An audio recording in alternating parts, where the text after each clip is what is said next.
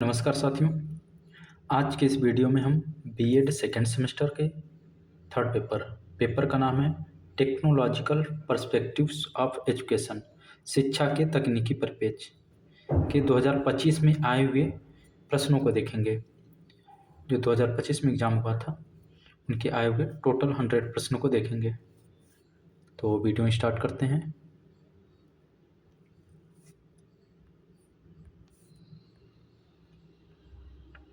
प्रश्न संख्या 1 है, ई लर्निंग की कौन सी विशेषता नहीं है?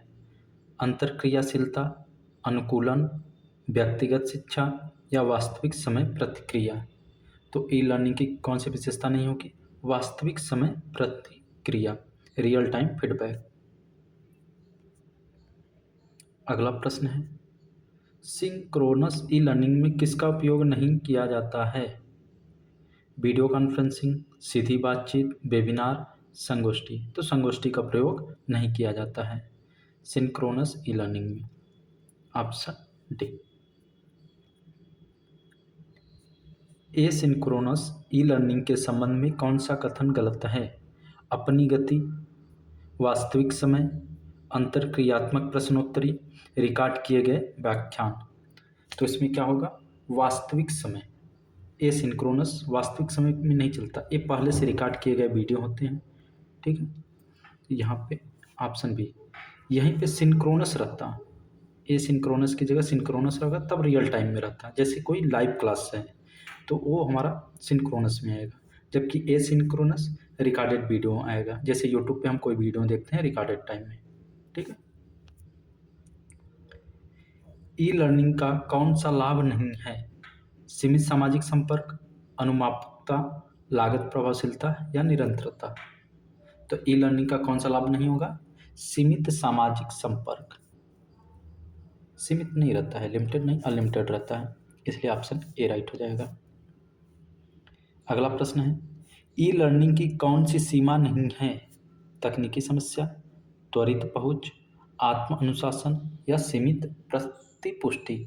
तो ई लर्निंग की कौन सी सीमा नहीं है? त्वरित पहुंच, quick delivery. Option B right होगा। अगला प्रश्न है, कथन और कारण। कथन है, आजकल मिश्रित शिक्षा एक क्रांतिकारी तकनीक है। कारण दिया इसका, इसमें आमने सामने शिक्षण और आईसीटी द्वारा समर्थित शिक्षण दोनों शामिल है। सही बात, तो इसलिए ए सही है और आर ए की सही व्याख्या करता है। ऑप्शन ए राइट होगा। अगला प्रश्न है, मिश्रित शिक्षण की प्रमुख विशेषता कौन सी नहीं है? छात्रों के पास दो विकल्प होते हैं, छात्रों को विभिन्न जीवन कौशल में प्रशिक्षण मिलता है, विद्यार्थियों में कभी कभी कुछ निष्क्रियता आ जाती है, छात्र ज्ञान का निर्माण करते हैं। तो क्या होगा? ऑप्शन सी इसमें प्रमुख विशेषता यही नहीं है, कभी कभी निष्क्रियता आ जाती है, ऐसी बात नहीं है। अगला प्रश्न है, पुस्तक द एजुकेशनल इमेजिनेशन किसके द्वारा लिखी गई थी? तो इलियट आइजनर के द्वारा। द एजुकेशनल इमेजिनेशन, इलियट आइजनर के द्वारा। शिक्षण का अर्थ है निर्देश देना, ज्ञान प्रदान करना। तो दोनों हो जाएगा, शिक्षण का अर्थ निर्देश और ज्ञान दोनों। Option C. कथन और कारण का प्रश्न है। कथन दिया है, शिक्षण संपूर्ण शिक्षण अधिगम प्रक्रिया की रीढ़ है। सही बात। कारण है, शिक्षण एक ऐसी गतिविधि है जो अधिगम की सुविधा प्रदान करती है। सही बात, इसलिए दोनों सही है। ये सही है और आर ए की सही व्याख्या करता है। ऑप्शन ए राइट होगा। अगला प्रश्न है, शिक्षण की प्रकृति है एक कला के रूप में, विज्ञान के रूप में शिक्षण। दोनों है, कला और विज्ञान दोनों है, शिक्षण की प्रकृति दोनों, बोथ ए एंड बी। किसने कहा शिक्षण सीखने की उत्तेजना, मार्गदर्शन, दिशा और प्रोत्साहन है? Burton, crow and crow, Bruce Jais या फ्रांसिस बेकन। तो शिक्षण सीखने की उत्तेजना, मार्गदर्शन, दिशा और प्रोत्साहन है, तो इसको कहा था बर्नर। Option A. कौन सी शिक्षण शैली नहीं है? निर्देशन शैली, निर्देशात्मक शैली, चर्चा करने की शैली, प्रतिनिधि शैली। तो शिक्षण की शैली कौन सी नहीं होगी? निर्देशात्मक शैली, ऑप्शन बी। शिक्षण की कौन सी शिक्षण की विशेषता नहीं है? Which is not a characteristic of teaching. शिक्षण की विशेषता कौन सी नहीं है? पहला ऑप्शन है, इससे शिक्षक और शिक्षार्थी दोनों के बेहतर प्रदर्शन में मदद मिलेगी। इसकी दार्शनिक और मनोवैज्ञानिक पृष्ठभूमि दोनों होनी चाहिए। इससे उस सामग्री का पूरक होना चाहिए जिससे पढ़ाया जाना है। यह शिक्षाप्रद होना चाहिए। तो शिक्षण की विशेषता कौन सी नहीं होगी? इसमें ऑप्शन डी राइट होगा। Option number D. चलिए अगला प्रश्न है, कौन सा शिक्षण के लिए मूलभूत नहीं है? कंडीशनिंग, वाक्य विन्यास, अनुप्रयोग प्रशिक्षण या संवेदना का सिद्धांत। राइट आंसर क्या हो जाएगा? कौन सा शिक्षण के लिए मूलभूत नहीं? कंडीशनिंग। कंडीशन की आवश्यकता नहीं है। अगला प्रश्न है, इस पद्धति में शिक्षक एक सुविधा प्रदाता के रूप में कार्य करता है। व्याख्यान विधि, प्रदर्शनात्मक विधि, समस्या को सुलझाना या खोज विधि। तो समस्या को सुलझाने में शिक्षक सुविधा प्रदाता के रूप में कार्य करता है। In this method the teacher acts as a facilitator. तो प्रॉब्लम सॉल्विंग में ऑप्शन सी। कौन सा शिक्षण का चरण नहीं है? पूर्व सक्रिय, सक्रिय, अंतरक्रियात्मक या पोस्ट सक्रिय। कौन सा शिक्षण का चरण नहीं है? प्रीएक्टिव, प्रोएक्टिव, इंटरएक्टिव या पोस्ट एक्टिव। तो इसमें होगा प्रोएक्टिव, ऑप्शन बी। शिक्षण का गलत सूत्र कौन सा है? सरल से जटिल, ज्ञात से अज्ञात, प्रत्यक्ष से अप्रत्यक्ष, अमूर्त से ठोस। तो शिक्षण का गलत चरण होगा अमूर्त से ठोस, एब्स्ट्रैक्ट टू कंक्रीट। अगला प्रश्न है, कथन आया है, कथन, प्रौद्योगिकी शिक्षण अधिगम प्रक्रिया को सुविधाजनक बनाती है। सही बात है। इसके पास कनेक्टिविटी और इंटरएक्टिविटी की शक्ति और ताकत है। सही बात है। इसलिए ऑप्शन ए सही होगा। ए सही है और आर ए की सही व्याख्या कर रहा है। अगला प्रश्न है, निम्नलिखित में शिक्षण की सबसे निरंकुश पद्धति कौन सी है? वर्णन, चित्रण, भाषण या विचार मंथन। तो इसमें भाषण हो जाएगा, क्योंकि इसमें बच्चा क्या करता है? शांति से सुनता है, टीचर का पूरा अधिकार होता है और लेक्चर दिया जाता है। इसलिए सबसे निरंकुश विधि कौन सी होगी? भाषण, ऑप्शन सी। शिक्षा में आईसीटी के अनुप्रयोगों के संदर्भ में गलत है। यह शिक्षण एवं अधिगम से संबंधित है, यह शैक्षिक तकनीकी से संबंधित है। सही बात। यह हार्डवेयर तथा सॉफ्टवेयर उपकरणों एवं अनुप्रयोगों को सम्मिलित करता है। सही बात। यह शिक्षा के दार्शनिक उद्देश्य नहीं, दार्शनिक का उपयोग नहीं होता है इसमें। आईसीटी में ये सब सही होगा ऑप्शन। इसलिए यहाँ पे पूछा गलत है, तो इसलिए ऑप्शन डी राइट होगा। अगला प्रश्न है, आईसीटी के तत्वों के संदर्भ में कौन सा सही है? सूचना, आंकड़ों का समुच्चय, तथ्य, प्रोग्राम, संप्रेषण, सूचना प्रदान करने का माध्यम, तकनीकी, सूचना तक पहुंच हेतु, उपकरण या युक्ति, उपयुक्त सभी। तो इसमें सभी सही होगा, all of the above. Option number D right होगा। अगला प्रश्न है, आईसीटी संचार तकनीकी तथा सूचना तकनीकी को सम्मिलित नहीं करता है। गलत बात, सम्मिलित तो करता है इसको। आईसीटी संचार तकनीकी तथा सूचना तकनीकी की समस्त क्षमताओं का उपयोग करता है। सही बात है। तो क्या होगा इसमें? आर सही होगा आपका, ए गलत होगा, या कारण सही है, कथन गलत है। ऑप्शन देख लेते हैं किसमें है। ऑप्शन नंबर डी में आर सही है लेकिन ए सही नहीं है। ऑप्शन नंबर डी राइट हो जाएगा। अगला प्रश्न है, आईसीटी के फायदों के संबंध में कौन सा कथन गलत है? आंकड़ों तक पहुंचना, आंकड़े साझा करना, आंकड़े लिखना, आंकड़ों का हस्तांतरण। तो आंकड़े लिखना ये गलत होगा, राइटिंग डाटा, ऑप्शन सी। ये गलत है। आईसीटी को वर्गीकृत नहीं किया गया है। शीर्ष पर OTT, on the top OTT, प्रसारण, दूरसंचार, कंप्यूटिंग, ब्रॉडकास्टिंग, टेलीकम्युनिकेशन, अब कंप्यूटिंग। ओटीटी के लिए नहीं डिफाइन किया गया है, वर्गीकृत नहीं किया गया है, सॉरी। तो इसलिए ऑप्शन ए होगा, शीर्ष पर ओटीटी पर। आईसीटी का एक अभिन्न अंग है शिक्षा के लिए प्रौद्योगिकी का, शैक्षिक प्रौद्योगिकी का, शिक्षा की प्रौद्योगिकी का, या शिक्षा और प्रौद्योगिकी का। तो आईसीटी किसका अभिन्न अंग है?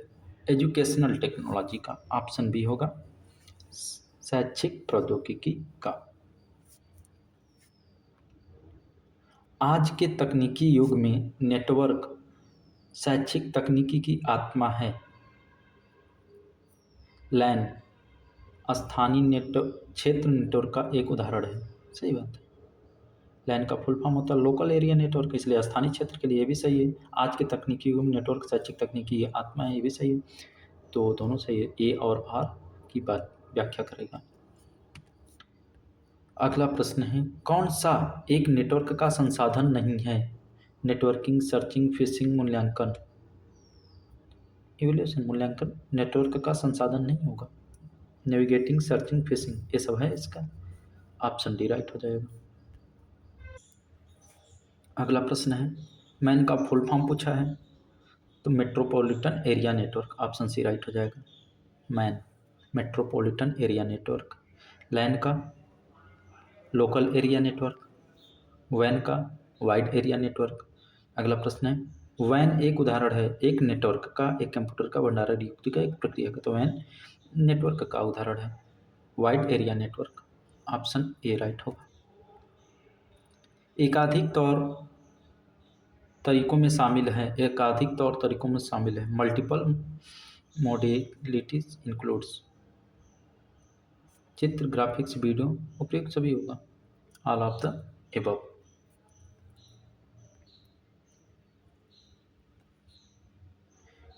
एडुटेनमेंट का कौन सा घटक नहीं है? कार्टून, जीवित पुस्तकें, पाठ्यपुस्तक, रचनात्मक लेखन। तो पाठ्यपुस्तकें नहीं होगा। Textbooks. Option C. GIF किसका एक उदाहरण है? जीआईएफ ग्राफिक्स का उदाहरण है। Option D. जेपीईजी इसका उदाहरण है। जेपीईजी किसका है? छवि file, video file, text file या ग्राफिक्स? तो ग्राफिक्स का। Option D. एनिमेशन प्रकारों में शामिल नहीं है। सेल एनिमेशन, चरित्र एनिमेशन, बेस एनिमेशन या गतिकी। तो कौन सा शामिल नहीं होगा? गतिकी। ऑप्शन डी राइट होगा। शिक्षण के मॉडल के संबंध में कौन सा गलत है? शिक्षण के मॉडल सीखने के मॉडल हैं, प्रभावी शिक्षार्थी बनाना, विभिन्न शिक्षण उद्देश्यों को प्राप्त करना, सभी सही है। इसलिए उपयुक्त में से कोई नहीं, यही ऑप्शन होगा। शिक्षण का मॉडल क्या होगा? सीखने के मॉडल हैं, प्रभावी शिक्षार्थी बनाना, ये भी सही है, विभिन्न शिक्षण उद्देश्यों को प्राप्त करना, ये भी सही है। इसलिए ऑप्शन डी राइट होगा यहाँ पे, उपयुक्त में से कोई नहीं। अगला प्रश्न है, कौन सा शिक्षण का मॉडल नहीं है?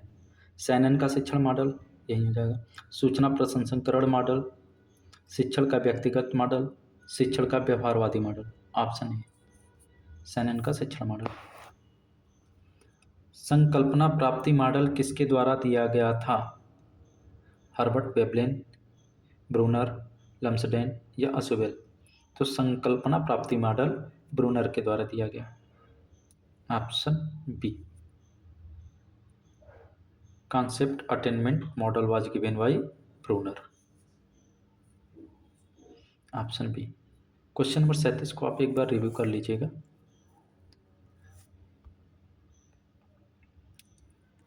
उनतालीस नंबर प्रश्न है, समूह जांच मॉडल अनुभव आधारित सीखने की स्थिति पर जोर देने की कोशिश करता है। सही बात। इसमें एक सामाजिक प्राणी की अवधारणा है। सही है, इसलिए ऑप्शन ए राइट हो जाएगा। ए सही है और आर ए की सही व्याख्या कर रहा है।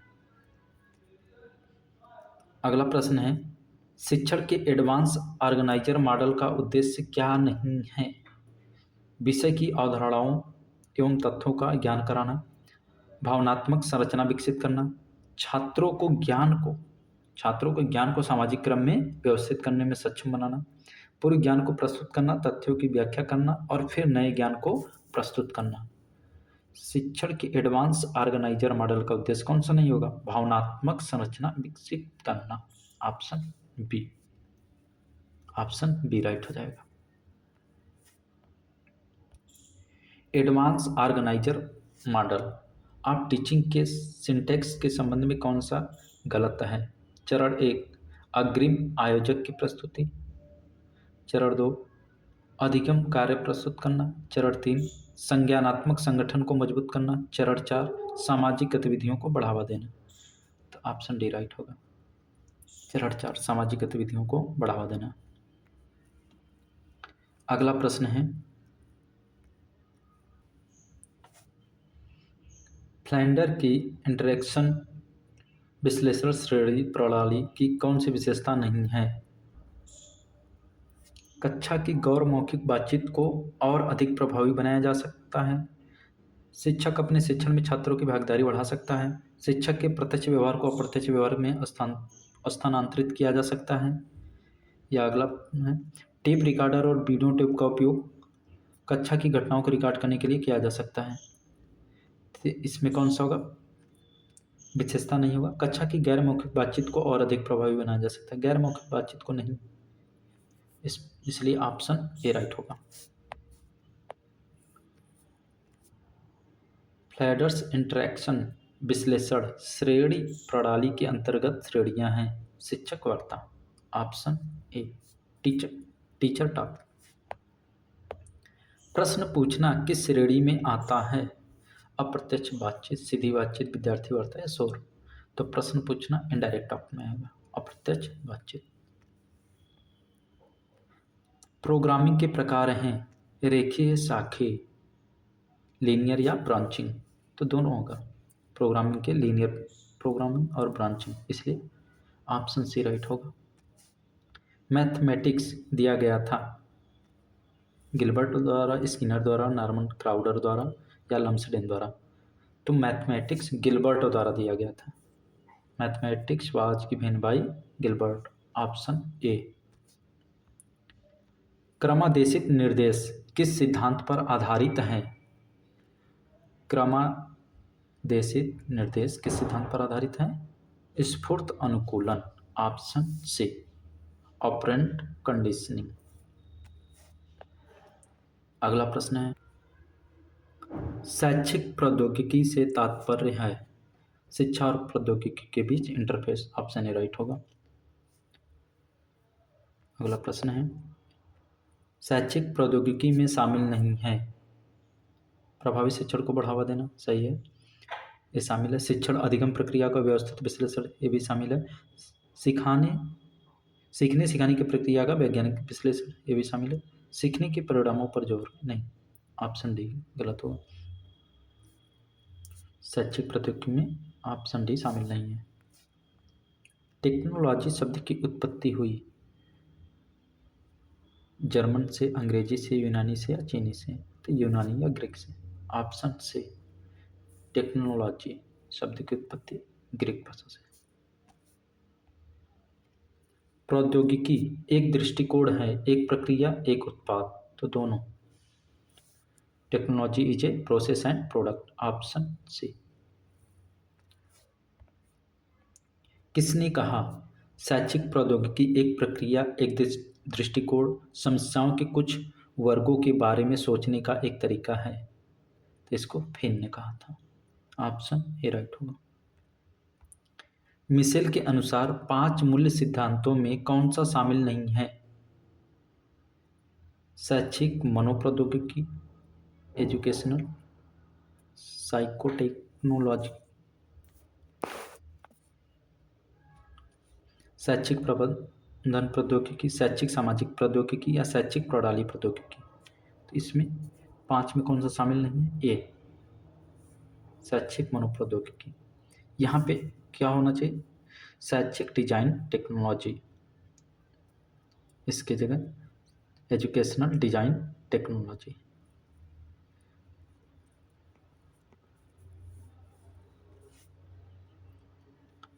अगला प्रश्न है, शैक्षिक प्रौद्योगिकी की कौन सी विशेषता नहीं है? शिक्षण अधिगम प्रक्रिया में दक्षता जोड़ती है, तरीकों और तकनीक को विकसित करने पर जोर देती है, या सिर्फ एक इनपुट है, कृत्रिम पर्यावरण पर जोर। तो विशेषता कौन सी नहीं होगी? यह सिर्फ एक इनपुट है। गलत बात है, ऑप्शन सी राइट होगा। अगला प्रश्न है, शैक्षिक प्रौद्योगिकी संपूर्ण शिक्षण अधिगम प्रक्रिया को सुविधाजनक बनाती है। सही। यह अधिगम स्थितियों, मीडिया और विधियों को नियंत्रित करती है। सही बात, इसलिए ऑप्शन ए राइट हो जाएगा। ए सही है और आर ए की सही व्याख्या कर रहा है। ऑप्शन ए राइट होगा। शैक्षिक प्रौद्योगिकी का इतिहास प्रारंभ होता है 18वीं शताब्दी, 19वीं सदी, 20वीं, 21वीं शताब्दी। तो शैक्षिक प्रौद्योगिकी का इतिहास 19वीं शताब्दी। ऑप्शन बी राइट होगा। शैक्षिक प्रौद्योगिकी के स्वरूपों की सूची बनाइए। शिक्षा में प्रौद्योगिकी, शिक्षा के लिए प्रौद्योगिकी, शिक्षा की प्रौद्योगिकी। उपयुक्त सभी हो जाएगा। Technology in education, technology for education, technology of education, all of the above right. शैक्षिक प्रौद्योगिकी का उद्देश्य कौन सा नहीं है? सूचना प्रसारित करने के लिए, अभ्यास में सहायता करने के लिए, मनोरंजन को बढ़ावा देने के लिए, प्रतिपुष्टि प्रक्रिया में योगदान देने के लिए। तो ये मनोरंजन को बढ़ावा देने के लिए नहीं है शैक्षिक प्रौद्योगिकी, इसलिए ऑप्शन सी राइट होगा। शिक्षा में प्रौद्योगिकी और शिक्षा के लिए प्रौद्योगिकी में कौन सा अंतर नहीं है? शिक्षा में प्रौद्योगिकी का तात्पर्य हार्डवेयर के उपयोग से है। गलत बात। और शिक्षा के लिए प्रौद्योगिकी का तात्पर्य सॉफ्टवेयर के उपयोग से, ऐसी कोई बात नहीं। ऑप्शन ए राइट होगा, यही अंतर नहीं है। और ऑप्शन देख लेते हैं। शिक्षा की प्रौद्योगिकी में शिक्षा में प्रौद्योगिकी शामिल है। सही बात। शिक्षा में प्रौद्योगिकी को एक उद्देश्य उपयोग के रूप में संदर्भित किया जा सकता है, और शिक्षा में प्रौद्योगिकी शिक्षकों के प्रशिक्षण की सुविधा प्रदान करता है। सही बात है। शिक्षा में प्रौद्योगिकी एक संकीर्ण शब्द है और शिक्षा की प्रौद्योगिकी एक व्यापक। सही।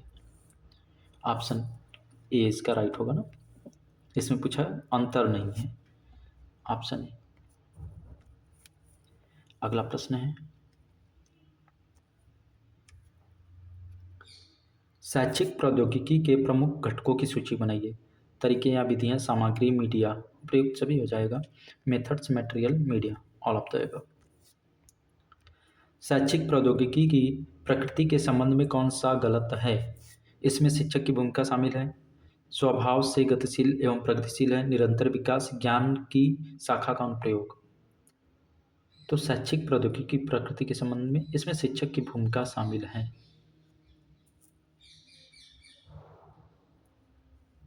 यही सही होगा। कौन सा कथन गलत है? स्वभाव की गतिशील एवं प्रगतिशील, निरंतर विकास, ज्ञान की शाखा का अनुप्रयोग। सही बात है। ऑप्शन ए राइट हो जाएगा।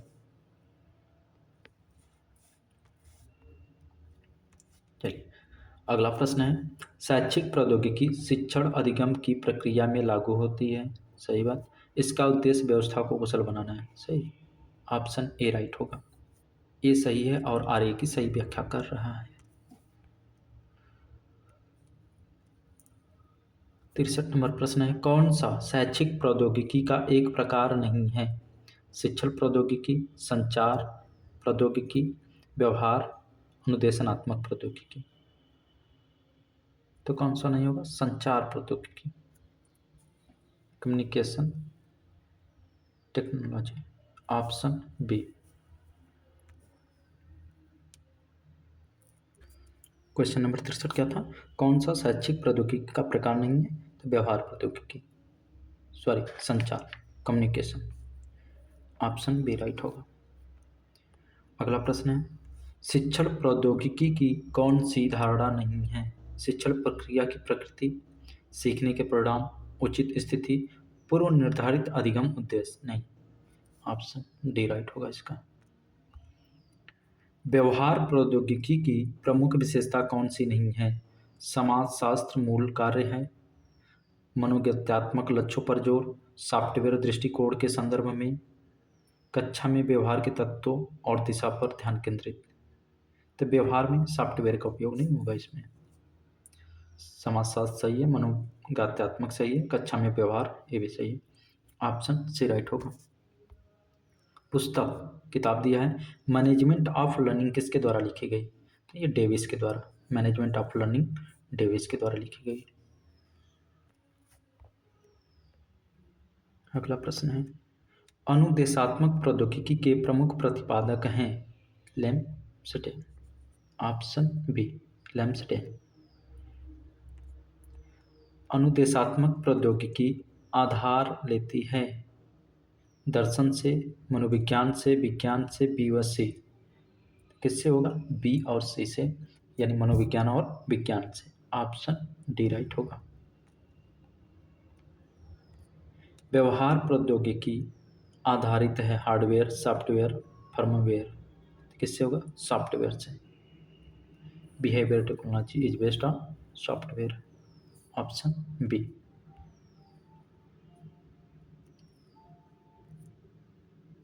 शैक्षिक प्रौद्योगिकी 1 इस प्रकार संदर्भित है सॉफ्टवेयर दृष्टिकोण, प्रणाली दृष्टिकोण, हार्डवेयर या सामुदायिक दृष्टिकोण।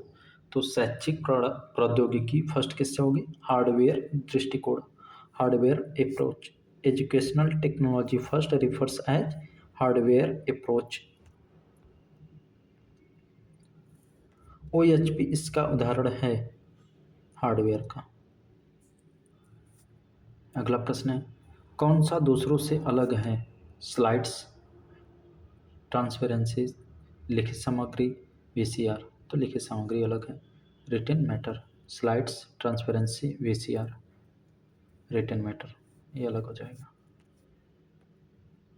हार्डवेयर एवं सॉफ्टवेयर दृष्टिकोण का कौन सा महत्व नहीं है?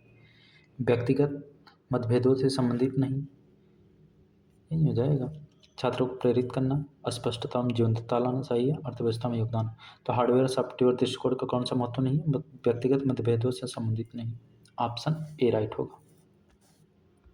अगला प्रश्न है हार्डवेयर दृष्टिकोण शैक्षिक प्रौद्योगिकी के लिए एक प्राथमिक दृष्टिकोण है। सही बात। इसकी उत्पत्ति भौतिक विज्ञान से हुई। सही। ऑप्शन ए राइट होगा। ये सही है और RA की सही व्याख्या है। अगला प्रश्न दिया है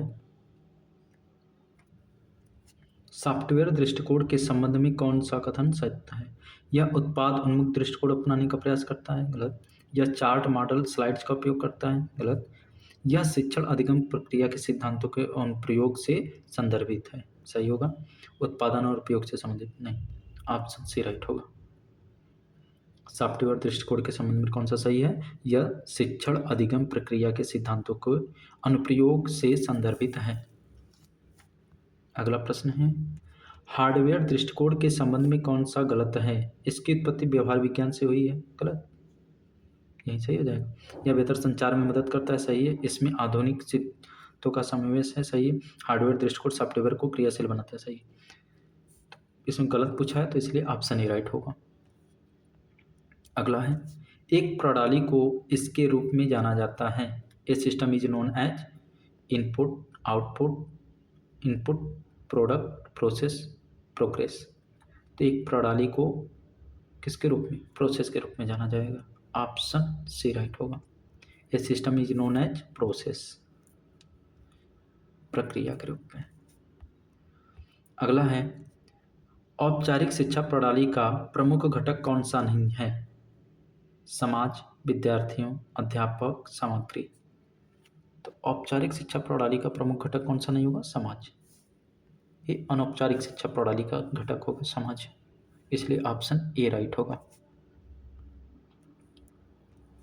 निम्नलिखित को व्यवस्थित कीजिए। सीखने के अनुभवों को डिजाइन करना, प्रभावशीलता का मूल्यांकन, उद्देश्यों की पहचान करना, सीखने के अनुभवों में सुधार।